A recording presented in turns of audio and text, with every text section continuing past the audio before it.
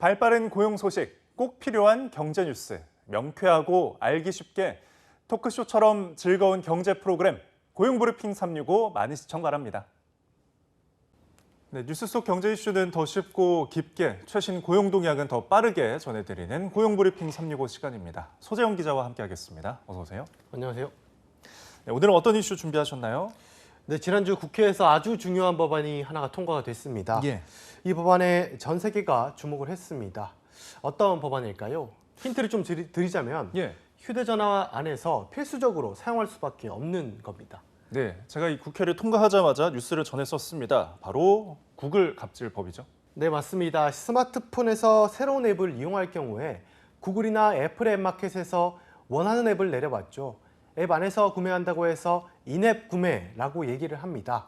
인앱 구매를 할 때마다 이 결제 시스템을 A, B, C 선택할 수가 있죠.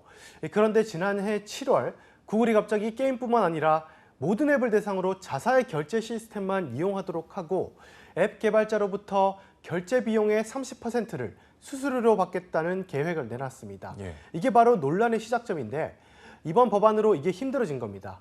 왜 이번 법안에 세계가 주목하는 건지 그리고 앞으로 뭐가 달라질 건지 이슈픽에서 짚어보겠습니다. 네, 게임에서는 구글이 이렇게 강제한 대로 수수료를 30%씩 받았고 이제 전 분야로 넓히려다가 발목이 잡힌 건데 왜 갑자기 다른 분야까지 결제 선택권 없애려 했던 건가요? 네, 구글은 내부 결제 시스템에서 돈이 오가야 이 고객들을 보호하고 개인정보 노출 같은 걸 피할 수 있다는 명분을 내세웠습니다. 하지만 사실 그것보다는 유료 결제를 파악하고 거기에 수수료를 부과하려는 이유가 더 컸겠죠. 그래서 너무하는 거 아니냐 이야기가 나오면서 소위 구글 갑질 방지법이라는 게 이번에 통과가 됐다고 보시면 될 것 같습니다. 네, 그러면 이번 법안 통과로 이제는 이런 일 자체가 사라질 수 있게 된 겁니까? 네, 인앱 결제 갑질을 막을 수가 있게 됐습니다. 국회를 통과한 전기통신사업법 개정안은요, 애플이나 구글과 같은 앱마켓 사업자가 특정 결제 방식을 강제할 수 없도록 했습니다. 세계적으로도 인앱 결제 강제를 법으로 금지한 첫 사례가 되는 겁니다. 예. 대한민국이 거대 기업의 횡포에 맞서서 가장 최전선에서 논쟁을 주도했다. 이렇게 이야기할 수가 있는 것이죠. 개정안은 앱마켓의 사업자가 콘텐츠 심사를 부당하게 지연하거나 삭제하는 행동도 금지했습니다. 다른 결제 방식을 사용해도 불이익을 줄 수 없도록 한 겁니다. 예.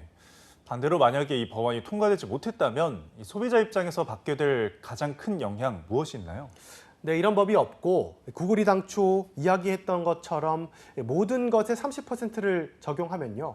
우리가 사용하는 음악과 영화의 결제 수수료, 월 정액료가 최소 1,000원에서 2,000원가량 올랐을 확률이 상당히 높습니다. 예. 이미 아이폰 사용자분들은 아시겠지만 이 앱 결제 요금을 그렇게 내고 있는데요.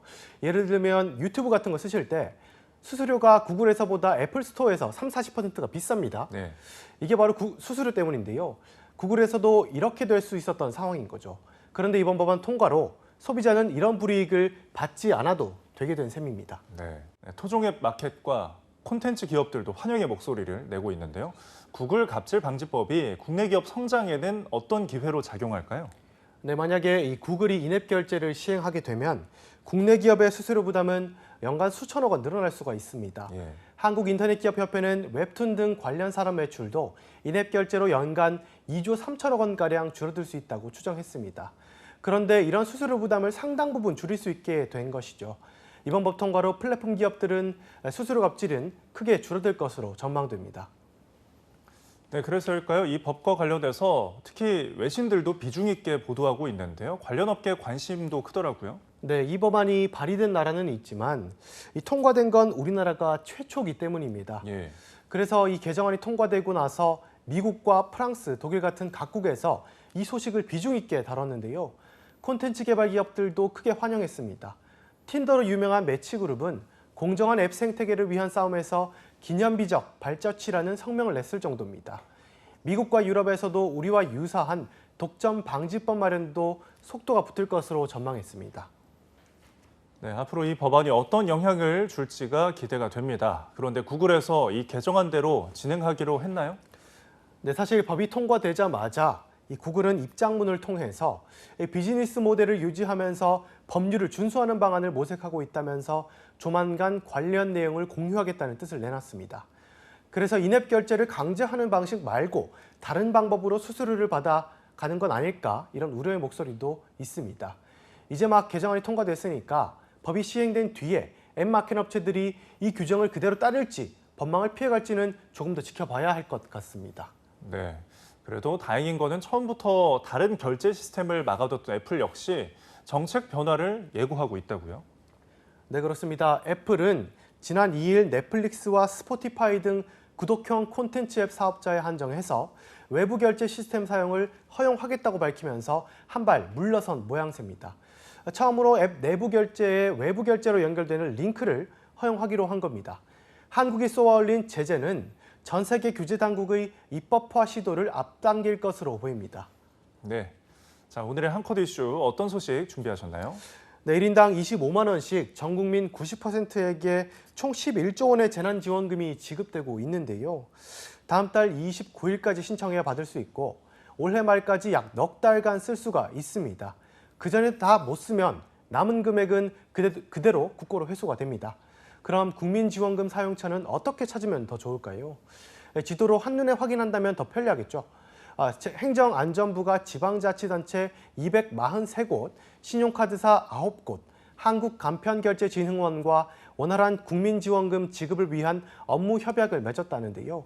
그래서 국민지원금 사용처 홈페이지와 네이버 지도, 카카오맵 등 지도 앱에서 지원금 사용처를 쉽게 확인할 수가 있습니다. 또 대부분의 신용카드사 앱과 홈페이지에서도 지원금 가맹점 정보를 확인할 수가 있을 것으로 보이는데요.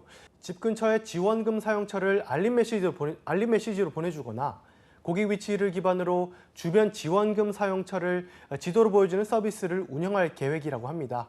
직접 가맹점 이름을 검색해서 지원금을 쓸 수 있는 곳도 알아볼 수 있다고 하니까요. 이용해 보시면 더 필요한 곳에 쓰기 좋으실 것 같습니다. 거대 플랫폼은 우리 일상생활을 지배하는 공룡이 됐습니다. 이들의 독과점 횡포를 막는 것이 사회적 과제로 떠오르고 있는데요. 이번 구글 갑질 방지법이 이런 글로벌 플랫폼 갑질을 막는 이정표가 되길 기대하겠습니다. 오늘도 소재영 기자와 함께했습니다. 감사합니다. 감사합니다. 지금까지 고용브리핑 365였습니다.